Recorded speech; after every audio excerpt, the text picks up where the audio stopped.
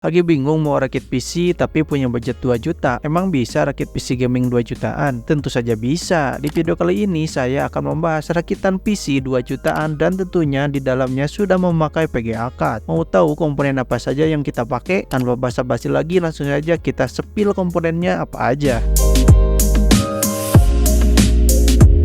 Sebelum merakit PC, tentu saja kita harus menentukan dulu mau pakai prosesor dari AMD atau prosesor dari Intel. Di video rekomendasi rakitan kali ini, prosesor yang dipakai yaitu prosesor dari Intel dulu. Untuk versi prosesor AMD-nya bakalan ada di next video. Untuk rakitan 2 jutaan, untuk prosesornya di sini memilih prosesor dari Intel Core i5 generasi keempat atau Haswell, yaitu Intel Core i5 4570. Meskipun prosesor ini cukup lawas, tapi prosesor ini cukup tangguh dan masih bisa diandalkan. Prosesor Intel Core i5 generasi keempat ini ditenagai oleh 4 core dan 4 thread dengan kecepatan di angka 3,2 GHz dan up to boost hingga 3,6 GHz. Prosesor Intel Core i5 generasi keempat ini memakai soket LGA 1150 dari Intel yang sudah mensupport RAM dengan DDR3. Sayangnya prosesor ini sudah discontinue untuk pembuatannya, jadi tidak ada lagi produk barunya di pasaran. Untuk harga dari prosesor dan kipasnya berada di angka 200 ribuan saja dengan harga bekas di bulan Juli tahun 2023.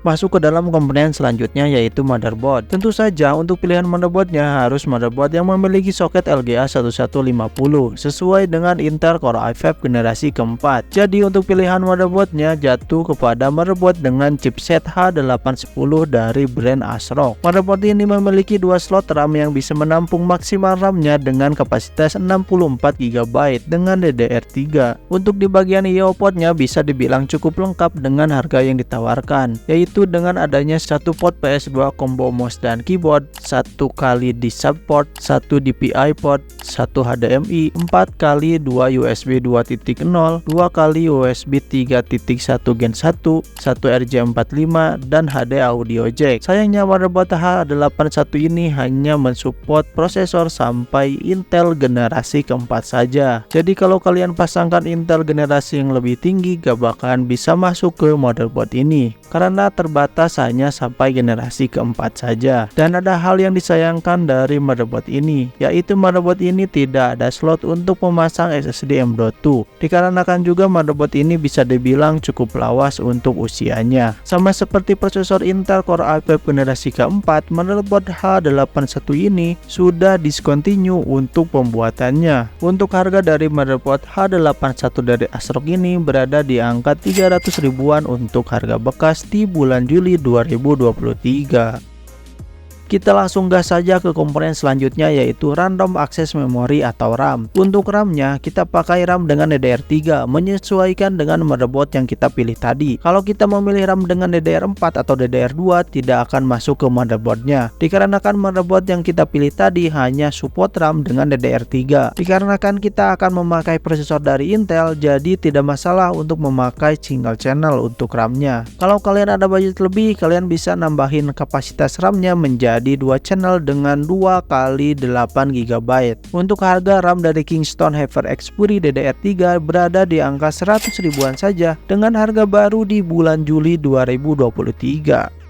Selanjutnya kita masuk ke dalam komponen penyimpanan. Di tahun 2023 sudah gak zaman lagi memakai harddisk untuk menyimpan OS kalian. Harga SSD juga sudah turun harganya, jadi gak ada alasan lagi untuk kalian tidak memakai SSD. Kenapa bang kok harus pakai SSD ketimbang harddisk? Karena kinerja dari SSD berkali-kali lipat lebih cepat ketimbang harddisk. Sayangnya kita hanya bisa menggunakan SSD SATA di rekomendasi rakitan kali ini dikarenakan motherboard yang kita pilih tadi tidak ada slot SSD M.2. Walaupun begitu, SSD SATA sudah cukup kencang ketimbang harddisk. Yang penting pakai SSD dulu. Untuk pilihan SSD-nya jatuh kepada SSD dari Kingston dengan kapasitas 240 GB. Dengan kapasitas 240 GB sudah cukup untuk menyimpan OS dan game-game kalian. Namun kalau dirasa masih kurang cukup, nanti kalian bisa nambah tambahin harddisk 500 atau 1 TB untuk penyimpanan tambahan data kalian. Kecepatan membaca dari SSD Kingston ini berada di angka 500 Mbps dan untuk kecepatan menulis dari SSD ini berada di angka 350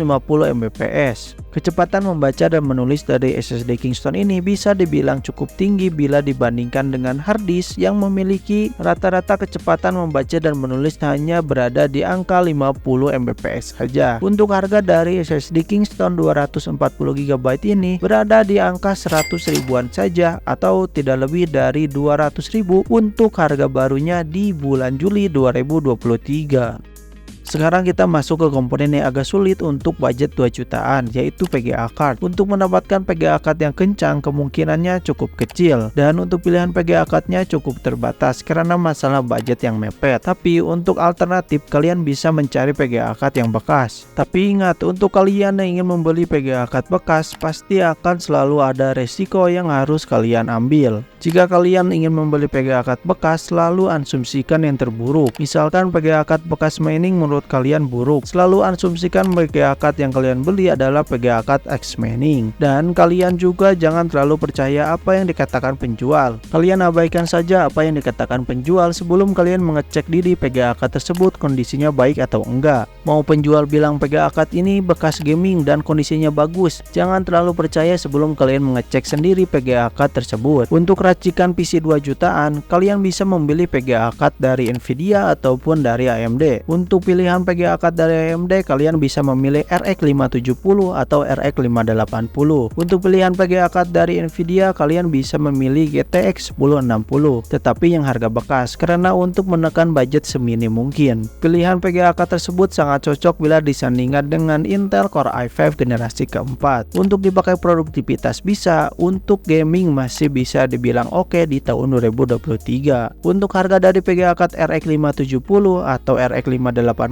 harganya berada di angka 700 ribuan sampai 800 ribuan saja di bulan Juli tahun 2023.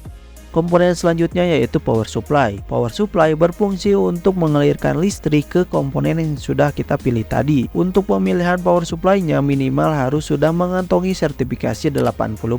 Power supply yang kita pilih sekarang untuk menyuplai daya ke Intel Core i5 generasi keempat dan RX 580 yaitu power supply dari brand Aerocool, yaitu Aerocool United Power 500 Watt 80+. Dengan budget 2 jutaan, power supply ini sangat cocok untuk jadi pilihan. Di samping harganya yang murah, power supply ini juga sudah mengantongi sertifikasi 80+. Kelebihan lain yang dimiliki power supply ini yaitu kabelnya yang sudah hitam dan juga sudah pipi. Jadi nantinya bakalan membantu kalian saat merapikan kabel manajemen di bagian belakang casing. Untuk harga dari power supply Aerocool United 500 Watt ini berada di harga 400 ribuan saja dengan harga baru di bulan Juli 2023. Komponen yang terakhir yaitu casing. Casing berfungsi untuk melindungi komponen yang telah kita pilih tadi. Untuk pilihan casingnya terserah kalian saja. Mau pakai casing yang warna-warni boleh, mau pakai casing yang bentuknya besar dan compact juga boleh, terserah selera kalian saja. Karena untuk pemilihan casingnya bersifat opsional, tetapi usahakan untuk pemilihan casingnya yang memiliki sirkulasi udara yang bagus. Namun jika kalian masih bingung untuk menentukan pilihan casing kalian bisa melirik casing dari Infinity, yaitu Infinity Cyclops yang harganya berada di angka 200 ribuan saja dengan harga baru. Dengan harga segitu kalian sudah bisa mendapatkan set panel yang bahannya akrilik dan kalian bisa melihat komponen apa saja yang ada di dalam casing kalian. Mungkin seperti itu racikan PC Kerehore dengan budget 2 jutaan dengan menggunakan prosesor dari Intel. Mungkin agak sedikit maksa, tapi ya seperti itulah keadaannya. Dengan mengandalkan duet Intel Core i5 generasi keempat dan RX 580, saya rasa sudah bisa diandalkan di tahun 2023. Di next video saya akan coba racik kembali dengan budget 2 jutaan tetapi dengan menggunakan prosesor dari AMD. Untuk total harga dari rakitan PC tersebut yaitu sebagai berikut. Dan untuk performa yang akan kalian dapatkan yaitu sebagai berikut.